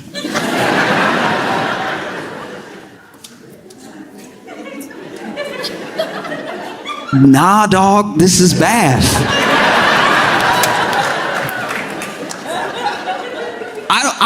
I don't even like repeating some of the things that he said because it makes it, if I repeat it, I sound like I think it because it takes me so long to explain what he thought that I sound like I think it too, and I would rather not.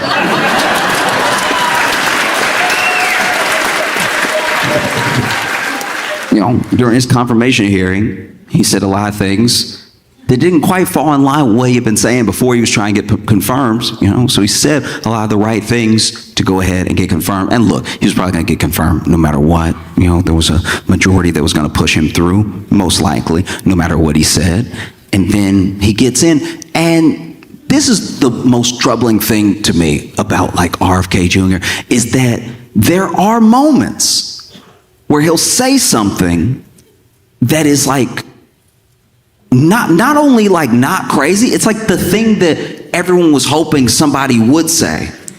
And then he'll quickly follow it up with a thing that no one has ever said.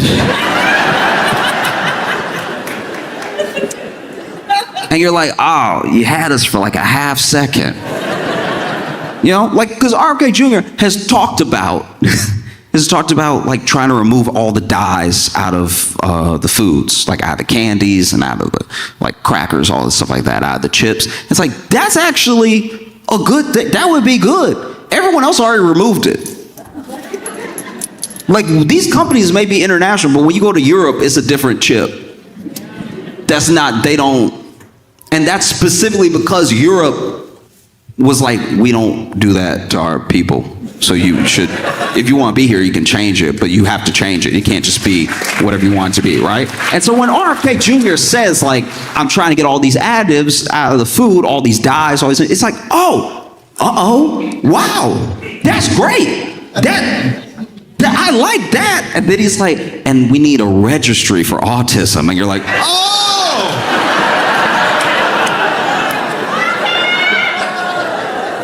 In what world? What are you doing? It's so deeply frustrating. You know? Because it's like that the whole thing The whole thing that is that is frustrating about it is that it is someone who, even in the face of experts, would rather not challenge those experts and prove them wrong to their face, just more talk to people who honestly and earnestly are trying to find out and don't know and lead them.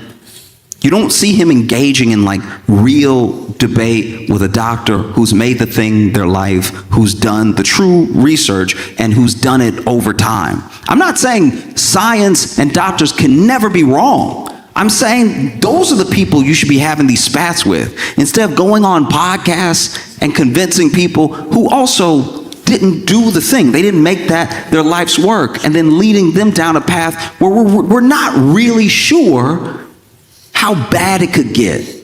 And this is in the midst of Doge and other things cutting jobs for like the National Health Institutes, cutting jobs at the FDA, cutting jobs in all these places where we need these things. In fact, there have been rollbacks on things that help us prevent things in the future, on research for the future of what might be going on somewhere else, is what scientists are thinking about all the time, when this thing might happen.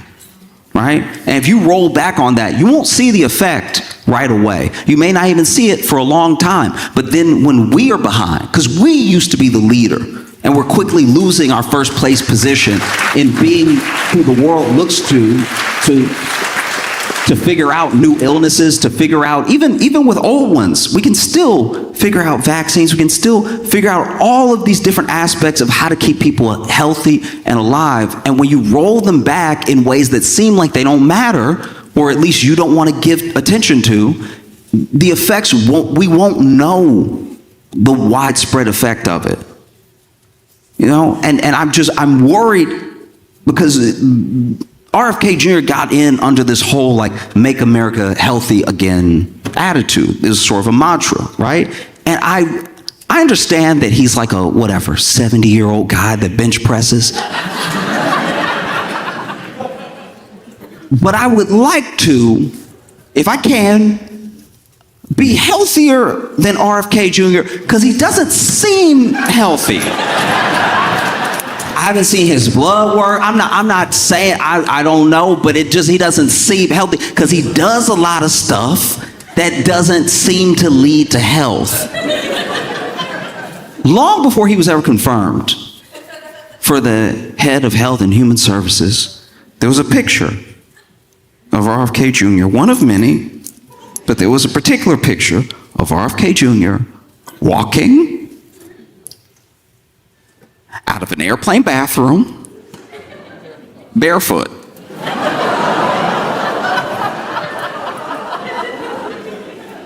And when I saw it, I rebuked the picture. I was like, that will not be in my life. No, thank you.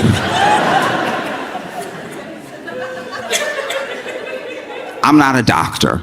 I'm not even a scientist. But please wear some form of footwear into the airplane bathroom. You had shoes when you got on the plane. What happened? What happened between the seat and the bathroom that you were like, I gotta get these off? Too restrained. This man went swimming in a DC creek that's been known for like, I'm pretty sure decades, that place is nasty. It's so okay. It's so nasty that the place is nasty. It's so nasty that they have a sign saying, we nasty. Don't swim here, it's nasty. And sure, it's like this flowing creek and everything, but it's been known for a long time that sewage leaks into that creek. And he hopped in with the same feet that he walked out of that airplane bathroom with. Hopped in feet first, probably didn't even dip his toe in, was like, yeah. Swimming in the creek with his grandchildren, I'm pretty sure. And his dog You're the head of health and human services. Do us the service of being a healthy human. Like this is so crazy that we're watching you. It would be like watching the Secretary of Defense play Russian roulette. It's like, so you're not gonna be here long then. Why would you do that? Don't do that. We want you to be alive. It's so frustrating. Man, has a congressional hearing where they're asking him about his belief. They're asking him about things that he said since he's been confirmed and stuff. And this man basically says, don't take medical advice from me.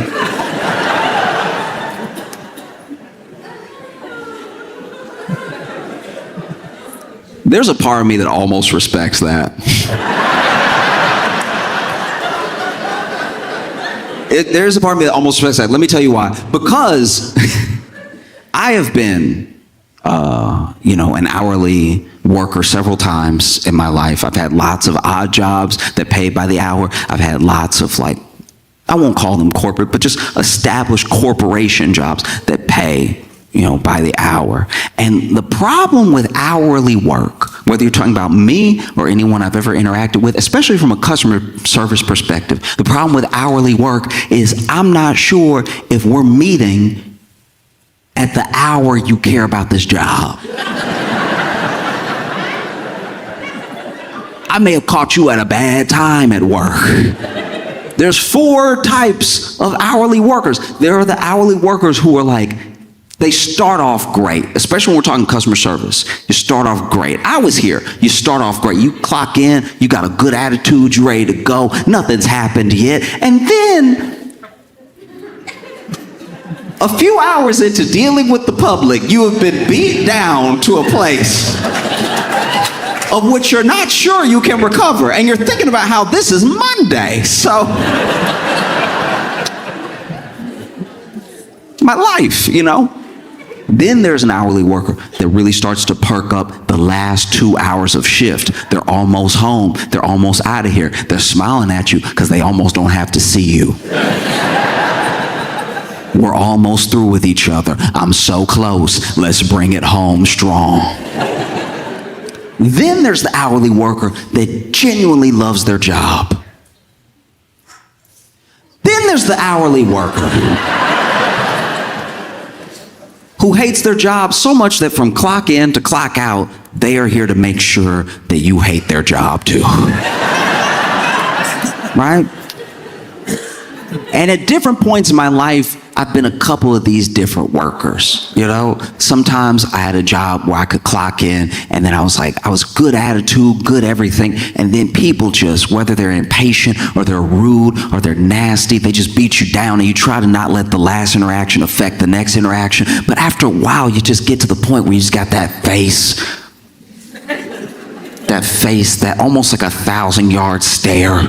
And you're trying to do your job, but you just want to be and his leg was in his chest.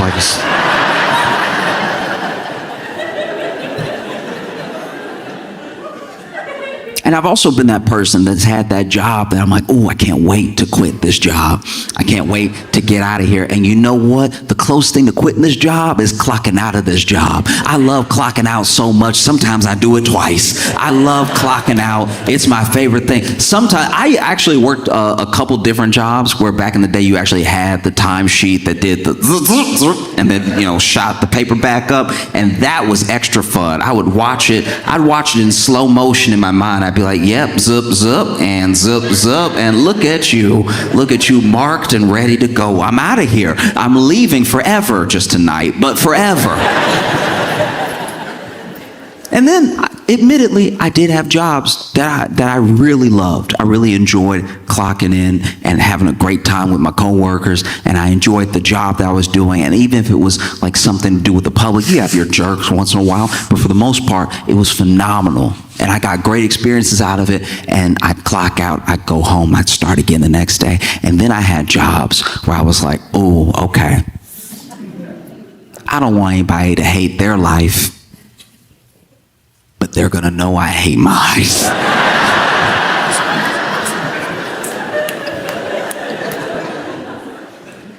And there's something in the spirit of an hourly worker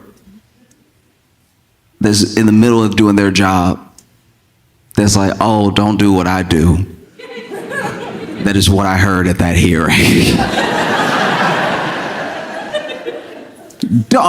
Guys, don't follow my advice. I don't know.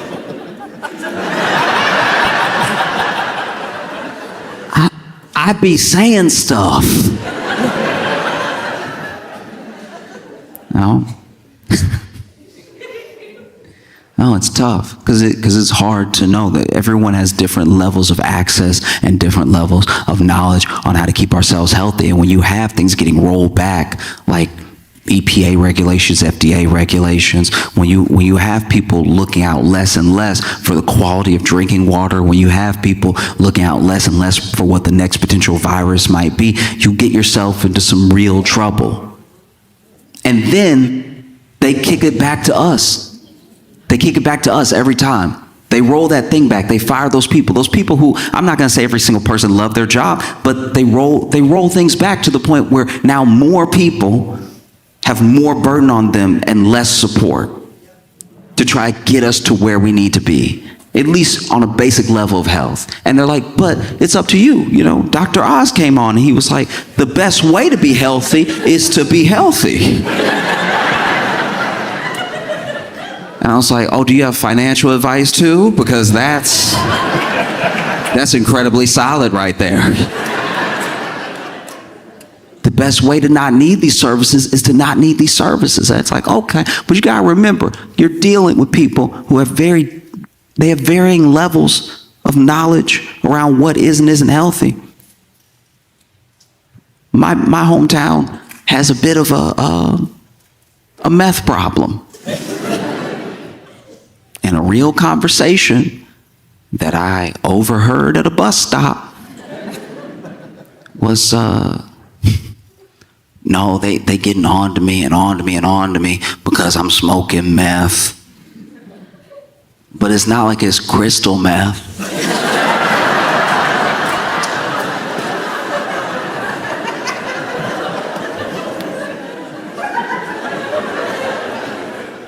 And not only me as a bystander, but the person they were talking to seemed to also be on meth. Said, what do you mean it's not crystal meth? And he goes, it's regular meth.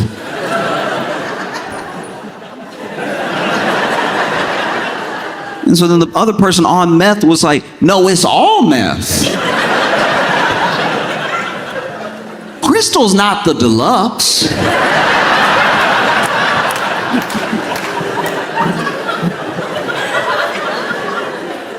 It's not like Crystal Pepsi, you know what I mean? It's all generally meth. There's not a diet meth. Meth is the diet meth. I haven't eaten in some time. Because we are a huge country. And it's when you travel, you realize how big this country really is. And it's a lot of people to try to keep healthy, try to make healthy, you know?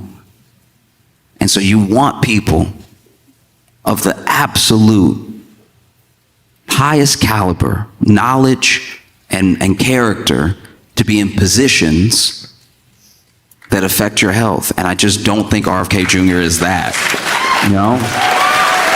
And there's all these things.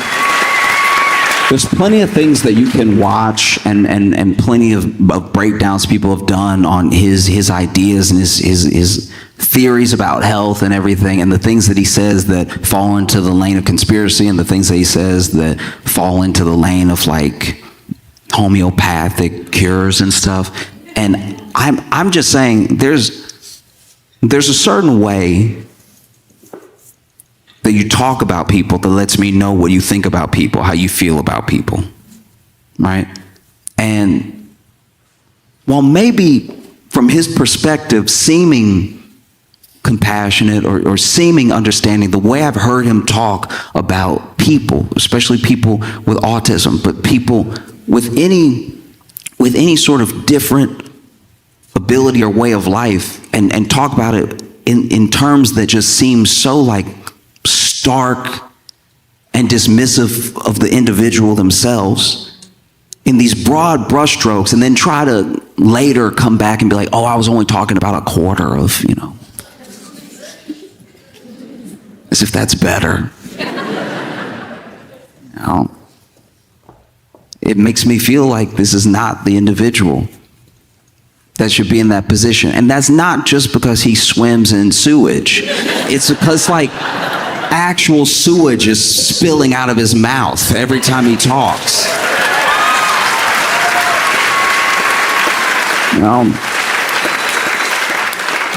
But yeah, maybe he can get the food additives out. I don't know. That's just, I don't know. That's what's so frustrating me about RFK Jr. It's like half of what people applaud him for even saying we should do or that he's trying to do is just a bunch of stuff Michelle Obama was trying to do. Like, remember when Michelle Obama was like, how about a carrot? You remember that? Remember when Michelle Obama was like, just try an apple. And people were like, why do you hate America?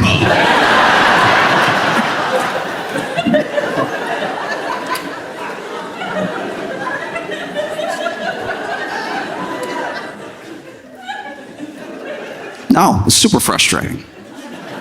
I get frustrated all the time. I can't imagine if you are, a parent of a child with autism and you're listening to RFK Jr. talk, or if you're someone who's an actual health specialist and you're listening to RFK Jr. talk, or if you are the person who, in my opinion, deserves to be the angriest, Michelle Obama, listening to RFK Jr. talk. She probably is pointing at the TV doing the DiCaprio meme. Like, that's what I just want you to try an apple.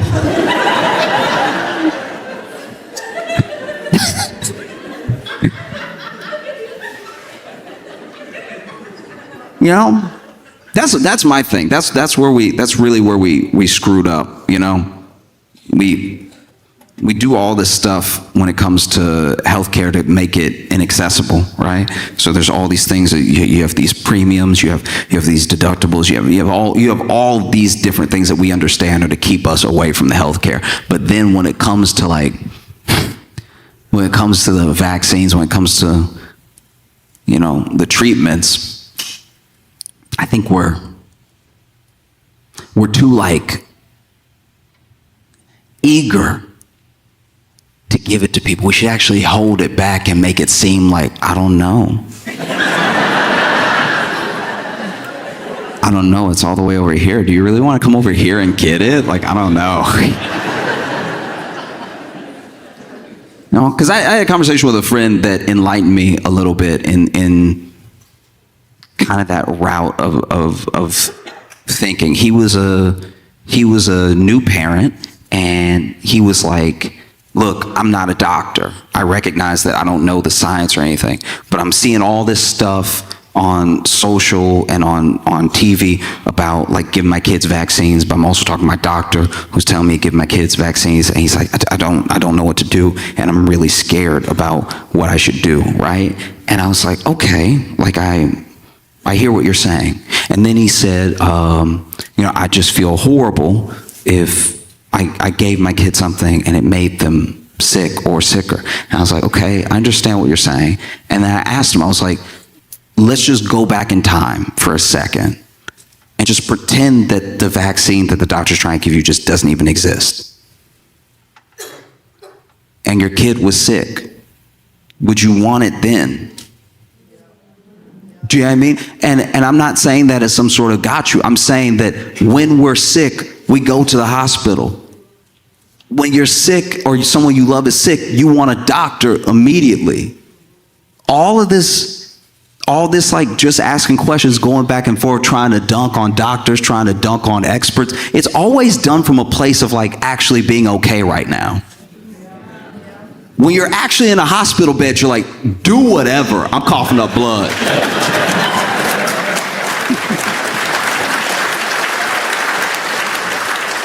You know what I mean? And I'm not saying that to say that I don't have empathy for people who have questions or people who are unsure, people who are scared.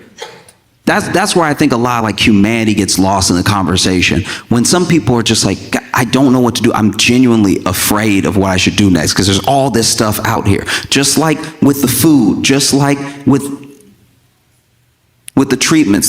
For everything, there's a thing for it and against it. And it depends on when it comes up in your feed. It depends on how you search. It depends on how you type it into ChatGPT. And so it's hard to know, to really know, right?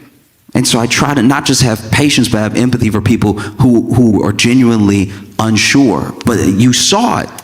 You saw it in COVID. People were yelling to the rooftops, I'm not wearing a mask, I'm not doing this. Look, live your life. But then at the third cough, they did go to the people who told them to do all that stuff. And I'm just saying, like, I don't know, if you trust them now, you trust them when it's bad, why not trust them a little early? You know what I mean? And I just want to make it clear, like, my big gripe with RFK Jr. is that he doesn't have these debates and he doesn't have these knockdown, drag-out fights and arguments about the science and about where he's coming from and how he has his logic and how he came to these conclusions with experts who are well-versed in the science and in the medicine. It's always done in like a podcasty type of way. And now that people's real lives are at stake, I just think that's unacceptable. Like, I don't know how we're so willing to give this much like, I know we're not, but just, I don't know, when you look back and you compare it as a country, Michelle Obama was like, just eat the apple, like, it'll help.